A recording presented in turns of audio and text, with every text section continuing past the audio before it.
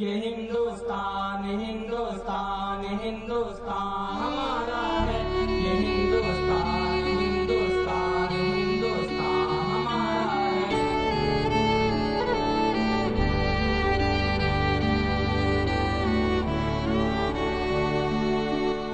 ہندوستان میں رہنے والی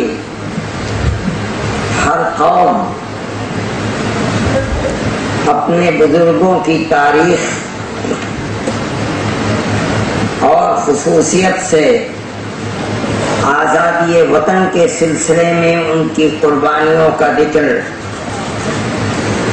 کم و بیش 1.5 سال سے برابر کر رہی ہے۔ ہندوستان کی گورنمنٹ نے پچھلے سال کو اس سلسلے کے اندر ملک کی آزادی کے سلسلے میں 1857 سے لے کر اس وقت تک 150 سال کی تقریبات کا سال بنایا تھا۔ اس سلسلے میں ملک میں بسنے والے مسلمانوں کے لیے بھی یہ ضروری تھا کہ وہ اپنے بزرگوں کی قربانیوں کا ذکر کرتے، اور انہوں نے کیا، اور بالخصوص جب کہ ان کی قربانیاں اس ملک کی آزادی کے سلسلے میں تاریخی اعتبار سے جن کا انکار ممکن نہیں ہے، ملک میں بسنے والے ہر طبقے کے مقابلے میں بڑی لمبی اور بہت زیادہ ہے۔ یہ ضروری تھا کہ وہ اپنی اس تاریخ کو شہر شہر دہراتے، اور مسلمانوں پر یہ ضروری ہے کہ وہ اپنے آباء و اجداد اور بزرگوں کی تاریخ کو پڑھیں، جانیں، اس لیے کہ جو قوم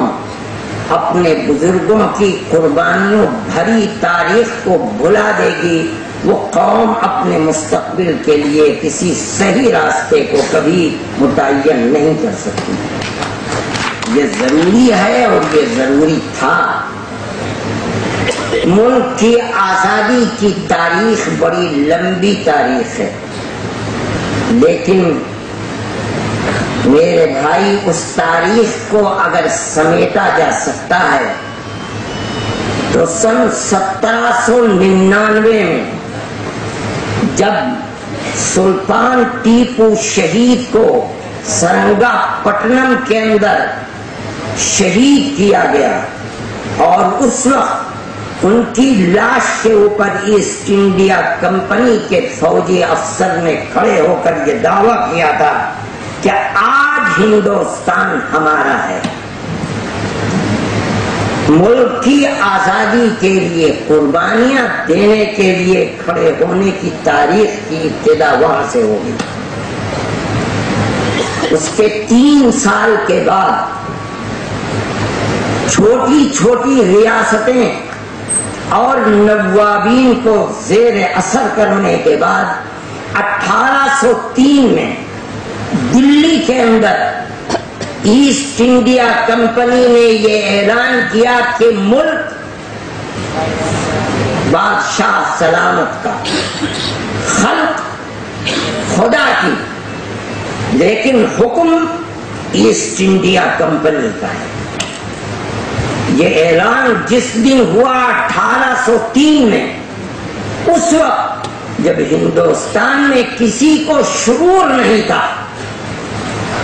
حضرت شاہ ولی اللہ صاحب محدث دہلوی کے بڑے صاحبزادے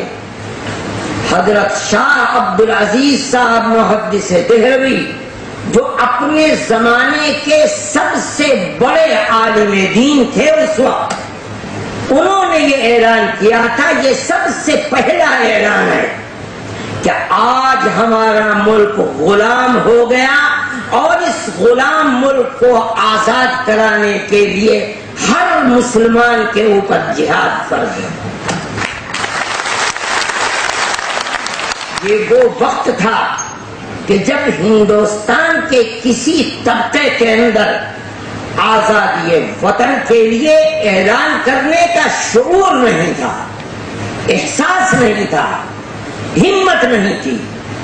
اگر کچھ لوگ لڑ رہے تھے تو وہ والیان حکومت تھے، اپنی حکومت کو بچانے کے لیے لڑ رہے تھے۔ یہ وہ لوگ تھے جو بوریا نشین تھے،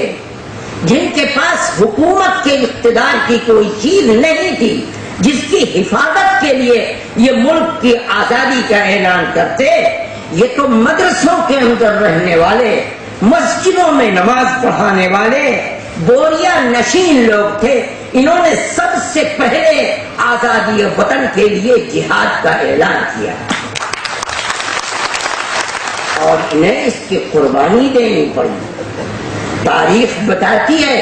کہ حضرت شاہ عبدالعزیز صاحب رحمت اللہ علیہ کے مدرسے کو اس کا نام و نشان باقی نہیں رکھا گیا، ان کو زہر دے دیا گیا،